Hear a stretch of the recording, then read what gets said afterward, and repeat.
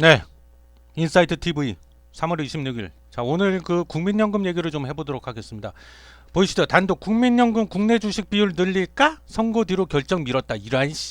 정말 비겁한 모습이라고 말하지 않을 수 없습니다.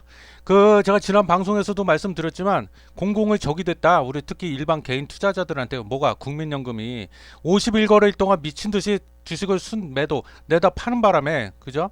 코스피가 지금 오르질 못하고 있다. 국민연금 솔직히 말해서 까놓고 얘기해서 국민연금이 특히 우리나라 유가증권 시장의 저, 저기 뭐야 대형주들의 국민연금의 지분이 없는 게 어디 있습니까? 뭐 예를 들면 LG화학, SK하이닉스, 현대차, SK이노베이션, 뭐 심지어 우리나라 4대 금융사, 뭐 은행 뭐 어마어마하게 다 갖고 있잖아 국민연금이. 그래서 국민연금이 이렇게 계속 50일 무려 2달 가까이 순매도 주식을 죄다 팔아버리면 코스피나 코스닥에도 영향이 있죠 당연히. 그게 뭐 주저앉을 수밖에 없잖아요. 그래서 이제 분노에 찬 우리 일반 개인 투자자들, 저 역시도 그렇고 많이 그동안 욕을 했는데 하도 욕을 해갖고 배가 부르더라고요. 근데 그래서 이제 관건은 뭐예요? 이게 그때 제가 지난 방송 말씀드렸죠. 지난 방송에서 왜 이렇게 저렇게 팔 수밖에 없었는지. 그건 내부 규정상 그렇다. 그래서 이 보시면은요, 여기 보시면 잠깐만요, 제가 좀 미리 준비를 해놨는데 이게 왜 그러냐면 보이시죠? 국민연금 투자 현황 그래갖고 국내 채권, 해외 주식, 국내 주식, 대체 투자, 해외 채권 이렇게 있는데 크게 5가지 카테고리의 이제 포트폴리오를 구성을 해갖고 투자를 한다는 거죠. 우리가 낸 국민연금을 갖고. 근데 보면 이게 비중이 39.1% 뭘까요? 국내 채권에다가 제일 많이 투자를 하고 있어요.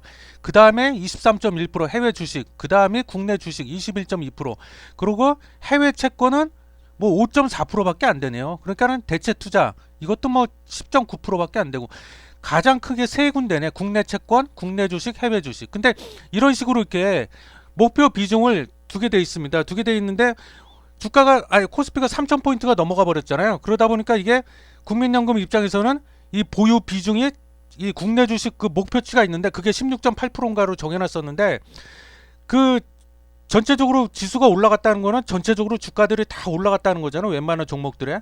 그러다 보니까 이게 이 비중을 기준으로 보면 국내 주식 쪽에 맥시멈 16.8%까지 투자하게끔 비율을 그렇게 딱 맞춰놨는데 그 비율을 넘어가 버렸다는 거예요. 20%가 넘어가 버렸다는 거예요 이미. 그래서 그걸 비율을 좀 낮추기 위해서 16.8%에 맞추기 위해서 어쩔 수 없이 그동안 다 내다 팔았다는 겁니다. 그래서 26일 날 오늘이죠. 오늘 그 기금운용위원회에서 이 문제를 갖고 회의를 하기로 돼 있었어요. 그래서 실제로 회의가 열리긴 열렸어요. 그래서 여기서 16.8%로 돼 있는 국내 주식 그 투자 비중 그거를 더 높일지 확대를 할지. 만약에 확대를 하면 더 이상 순매도 안 하겠죠. 주식 안 팔겠죠. 확대 안 하면 계속 팔아야 돼. 비중을 그 16.8%에 맞춰야 되다 보니까 그게 하나의 관건이었는데 오늘 그 회의가 열렸어요. 근데 이거를 참네.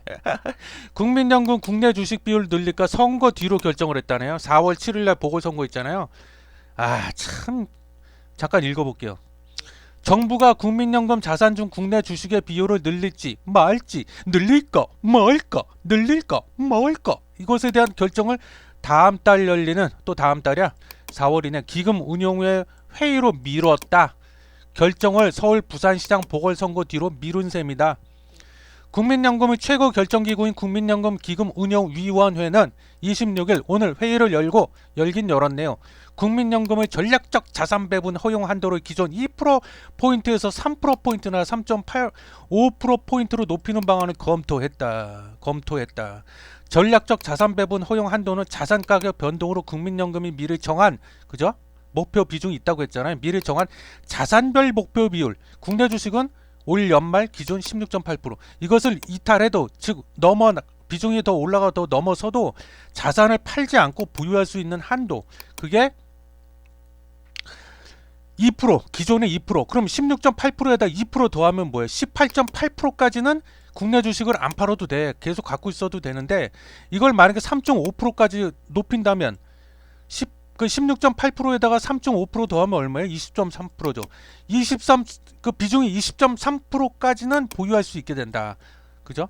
그러니까 우리 투자자한테는 좋은 건데 국민연금이 이렇게 안 파니까. 그죠? 20.3%에서 요거를 3%포인트나 3.5%포인트로 높이는 방안을 검토했는데 이거를 다음 달로 미뤘다는 거야. 결정을 안 했다는 거네요. 그래서 올 연말에 국내 주식을 12조 4천억 원어치 더 보유할 수 있게 돼. 이걸 만약에 20.3%까지 비중을 높인다면, 그죠? 여기 나오잖아요. 국민연금은 지난해 12월 24일부터 지난 12월 12일까지 51일 이 미친 거죠. 51일 영업일 연속 국내 주식을 순매도했다. 증시 호황, 아까 제가 말씀드렸던 거예요. 증시 호황으로 지난해 말 기준 국민연금의 전체 자산 중 국내 주식의 비율이 21.2%로 이미 16.8%로 높았죠.